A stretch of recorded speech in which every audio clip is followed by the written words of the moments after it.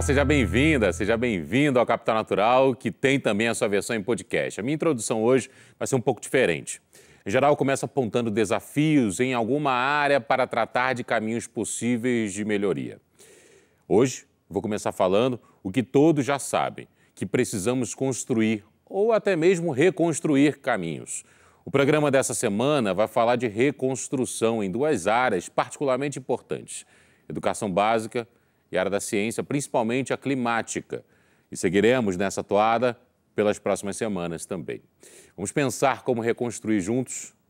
Hoje, a conversa é com a Sueli Araújo, urbanista e advogada, especialista sênior em políticas públicas do Observatório do Clima. Ela foi presidente do IBAMA entre 2016 e 2018. E Ricardo Henrique, superintendente executivo do Instituto Unibanco e professor da Fundação Dom Cabral.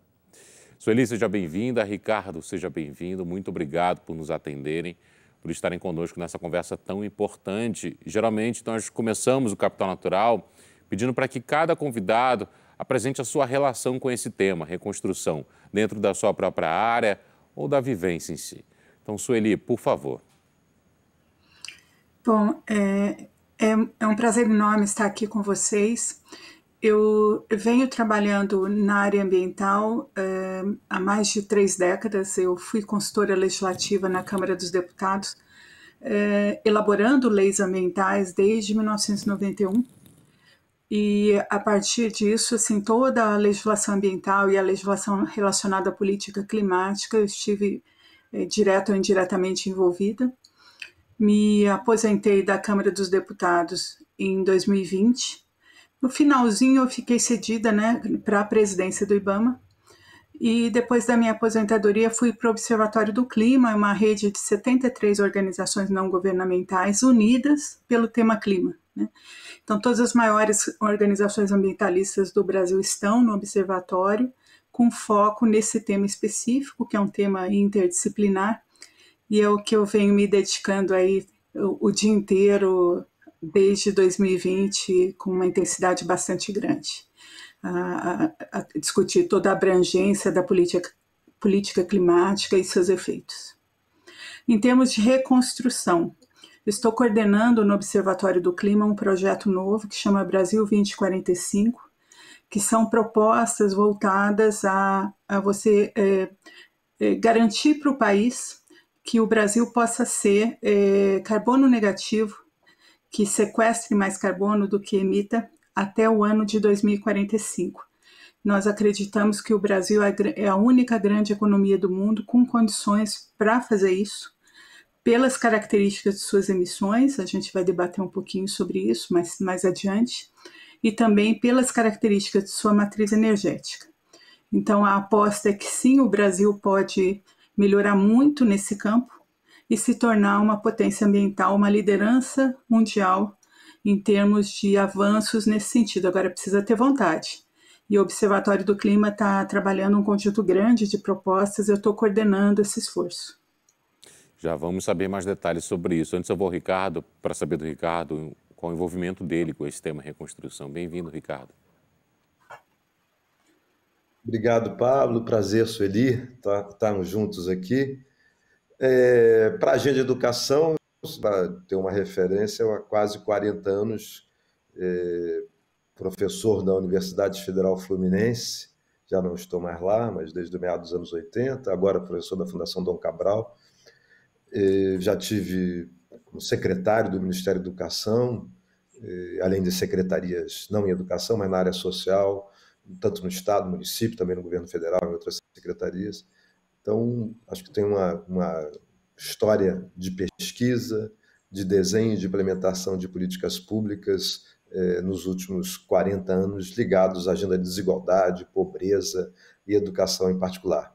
Na última década quase, vai fazer 10 anos, eu dirijo o Instituto Unibanco, totalmente focado na agenda da educação pública e na parceria com as redes públicas, sobretudo as estaduais, sobretudo para o ensino médio, tentando contribuir aí para uma visão mais ampla e abrangente de desenvolvimento pleno dos estudantes das redes públicas como um todo.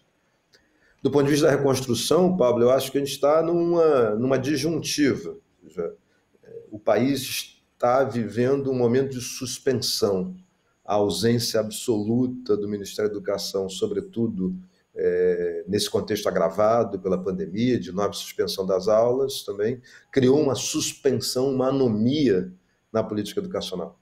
Eu acho que a reconstrução hoje passa por desafios não só de retomada de trajetórias que nós já tínhamos, mas olhar esse momento como uma oportunidade para acelerarmos as transformações estruturais que são necessárias para a educação pública e privada no Brasil como um todo, e não simplesmente reposicionar a trajetória que perdemos nesse interregno, certo? Mas eu espero que a gente consiga superar rapidamente. Mas a questão do desafio é como é que a educação básica e a educação superior, a pesquisa e a ciência e tecnologia, conectam o Brasil com as reconfigurações do mundo do trabalho.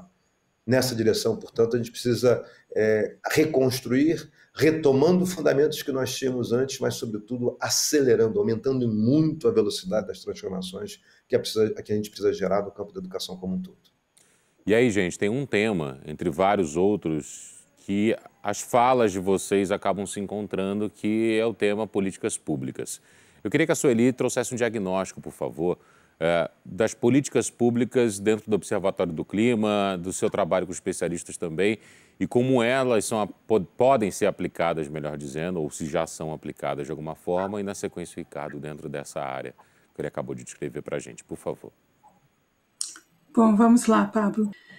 Nós podemos dizer que há um processo de construção gradativa da política ambiental desde 1981, com a Lei da Política Nacional do Meio Ambiente, ainda no final do governo militar. Foi a lei que criou o Sistema Nacional do Meio Ambiente, um sistema interfederativo meio calcado no que já existia na saúde antes do SUS. O SUS veio em 1988, né? Mas em 1981 se criou o Sistema Nacional do Meio Ambiente, o SISNAMA, o Conselho Nacional do Meio Ambiente, o CONAMA, com poder regulatório, né? E se colocou o licenciamento ambiental, talvez seja a principal ferramenta da política ambiental para prevenir danos ambientais. O licenciamento ambiental passou a valer para o país inteiro. Então, a partir dessa lei, tomando ela como marco, nós temos legislações bem anteriores do que isso, da década de 30, da década de 60, mas vamos tomar 1981 como marco. E a partir daí houve um processo de edificação paulatina com diferentes governos, diferentes ministros, pautados por ideologias diferentes, distintas, mas nunca foi um processo de optar pela desconstrução. Sempre teve governos mais rígidos do ponto de vista de proteção ambiental, menos rígidos, com opções por instrumentos de políticas públicas diferentes, mas foi um processo de construção. Quando chega em 2019, é um rompimento, e a ação do governo federal vem no sentido de desmantelamento, dismantling, é o termo que se usa em gestão pública. E esse desmantelamento veio com o enfraquecimento dos dois principais órgãos federais, as duas autarquias, IBAMA e Instituto Chico Mendes, do próprio Ministério do Meio Ambiente, Administração Direta, que ele teve retirada a Agência Nacional de Águas, que foi para o Ministério do Desenvolvimento Regional, e o Serviço Florestal, então ele foi esvaziado também. A situação realmente é bastante preocupante, e eu acho que reconstruir é mais difícil do que destruir. E acho que em educação também, falando um pouco com o Ricardo, eu acho o processo de reconstrução ele é sempre mais desafiador, né? Então, o desafio é esse processo de reconstrução. Isso vai ter que envolver atores do país inteiro, vai ter que ser interfederativo, a gente tem que olhar estados e municípios, e temos que colar os caquinhos e olhar para frente, e com um olhar mais ambicioso do que a gente tinha. Eu estou assumindo a mesma perspectiva do Ricardo, de que dá para ir além do que nós éramos, não é só reconstruir. Ricardo, por favor. Eu acho, Pablo, a analogia com os desafios ambientais e com a emergência climática é quase integral para a agenda da educação. Cada governo conseguiu gerar um valor adicional, desde o sistema de financiamento, se você lembrar, do Fundef com o ministro Paulo Renato, a evolução para o Fundeb com o ministro Fernando Haddad e toda a agenda que se deu contínua de aperfeiçoamento dos modos de cooperação entre os entes federados. E a mesma coisa acontece nos processos de aprendizagem, nos processos de inclusão, das políticas de cotas, do acesso. No entanto, o que a gente está vivendo hoje é que, só para ter alguns indicadores, a gente, na evasão escolar, teve uma queda gigantesca voltando para o padrão de 2006. Fora da educação, lembramos que a gente está o país voltou para o mapa da fome, está num padrão de fome do início dos anos 90. Né? A pobreza voltou para o início dos anos 2010. Né? A aprendizagem, as métricas que nós temos, infelizmente não temos os dados oficiais que o Ministério da Educação não liberou as avaliações que tivemos no final de 2021, mas todas as próteses que temos por avaliações estaduais, a gente tem retrocessos de 3 a 7 anos nos níveis de aprendizagem, a depender das etapas que a gente está analisando. Portanto, o cenário é de desmonte das políticas públicas em educação e intenção de colocar pautas periféricas, como ilustração, a gente pode começar a falar disso, tentar passar a agenda do ensino domiciliar, que em qualquer experiência do mundo é sempre para um nicho residual, para perfis muito específicos, como populações, pessoas que estão embarcadas, trabalhando em situações muito específicas, têm seus filhos, para ciganos, para existem várias recortes específicos, mas para um nicho muito pequeno da população, a ideia é totalmente anômala e absurda de tentar expandir a responsabilidade pelo ensino para fora das redes públicas e privadas. Por um lado, é patético, mas, por outro lado, expressa essa visão do diversionismo, tentando produzir estruturas que são desorganizadoras do sistema da educação como um todo. Na mesma direção vai a aceleração das escolas cívico-militares, uma outra deturpação que está em torno de uma visão que tenta desfocar a agenda para elementos, como eu estava dizendo, periféricos, mas, sobretudo, elementos que têm uma ambição de um certo falso saudosismo que tenta colocar na educação parte dos desafios, dos debates, de opções morais de retrocesso. A questão-chave, só para a gente não ficar com um cenário pessimista, é que a sociedade civil organizada resiste a isso. As redes municipais e estaduais resistem a isso. O Conselho Nacional de Educação resiste a isso. Os conselhos de secretários estaduais, os conselhos de secretários municipais também. Ou seja, os vários atores no sistema público comprometidos com a educação de qualidade, no sistema privado também, fizeram uma resistência, mas uma resistência possível.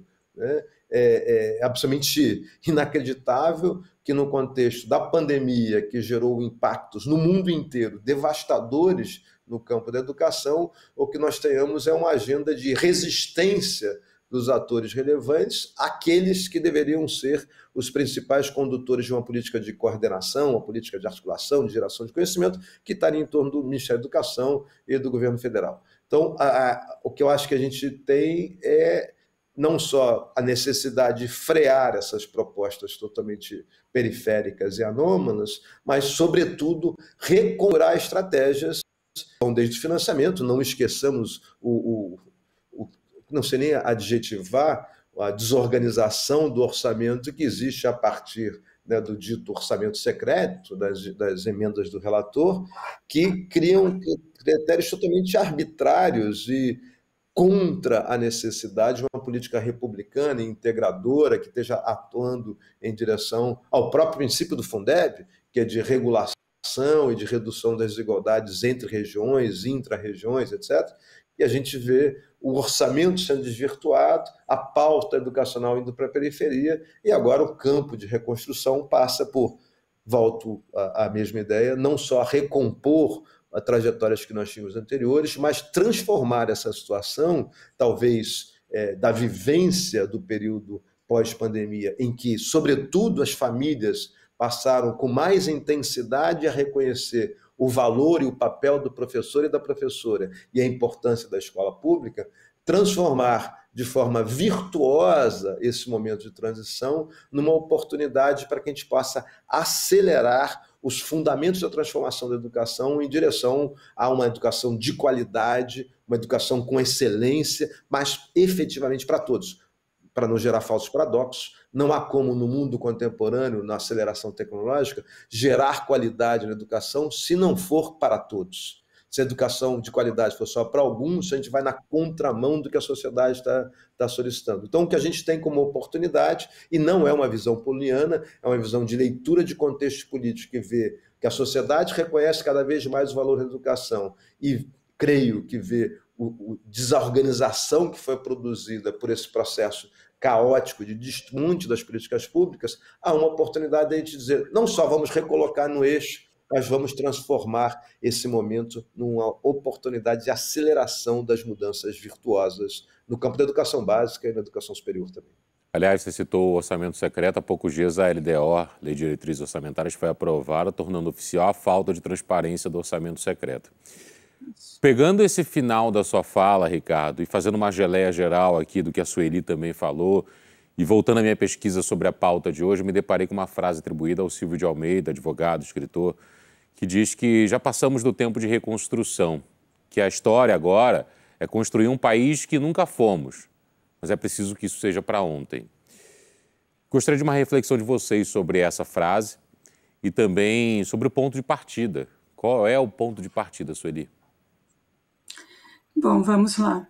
A reconstrução é bastante complexa, mas ela é realmente urgente. Um primeiro passo, isso terá que ser imediato no plano da política ambiental, da política climática, é você revogar e substituir normas que trouxeram retrocessos graves.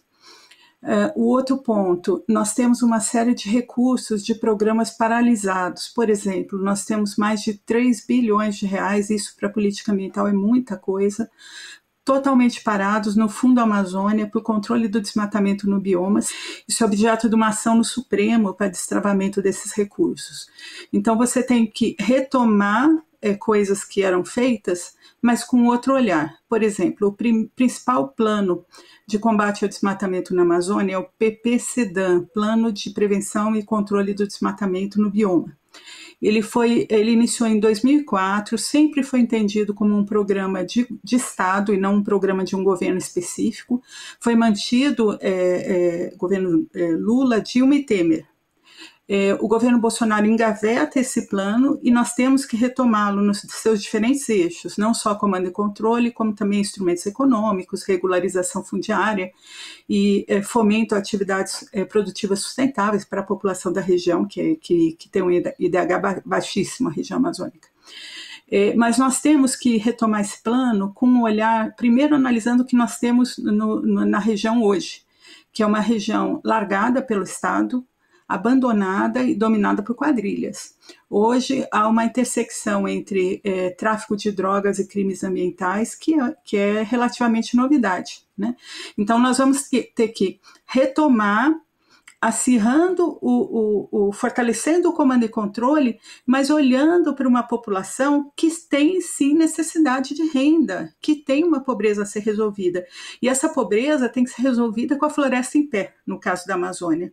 Então, há retomadas de coisas que já vinham sendo construídas, mas o olhar ele é mais complexo, porque a situação de caos ela é bem patente, né?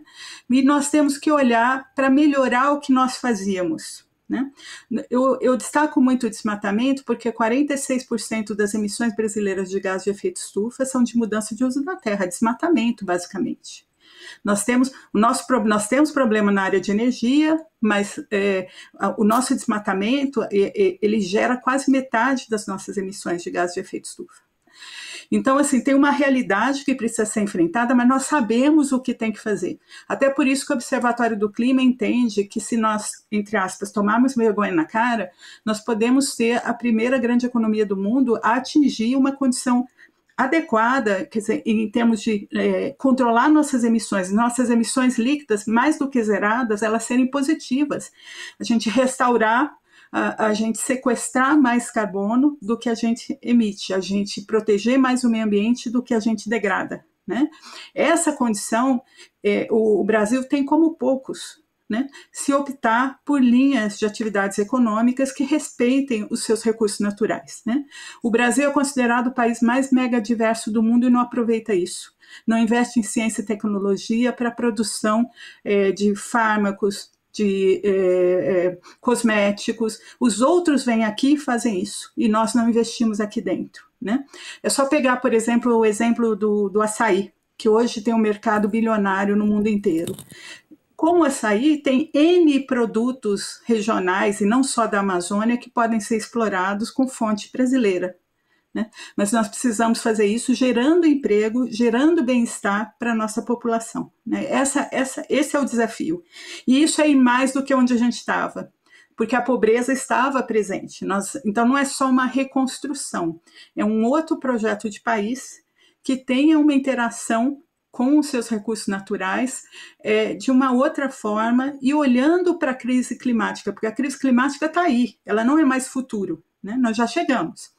O painel intergovernamental de mudanças climáticas da ONU, que funciona mais de 800 cientistas que atuam desde 1988, os últimos documentos que eles soltaram desde o ano passado mostram que a crise está aí. O mundo tem até 2030, em tese, que reduzir pela metade suas emissões. Nós já gastamos o carbono que a gente tinha para gastar.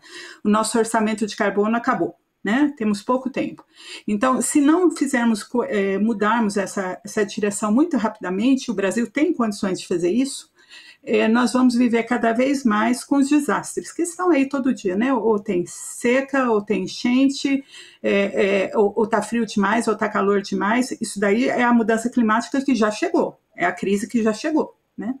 Agora temos que moldar não só a nossa política ambiental, diferentes políticas públicas nos diferentes níveis da federação, com esse olhar climático. Isso é um desafio que nós não estávamos enfrentando direito até agora. Então, não é uma mera reconstrução. É uma reconstrução com um olhar ambientalmente correto, com um olhar para a crise climática e também a crise da biodiversidade, né? Ricardo, eu vou deixar essa parte importante da sua fala para o próximo programa, por conta do nosso tempo nesse agora. Até para que possamos abrir a segunda conversa, já apresentando o tema da semana anterior, ou seja, de hoje, e aí trazendo também a sua reflexão com mais tempo também, e dando gancho para o próximo programa. Combinado?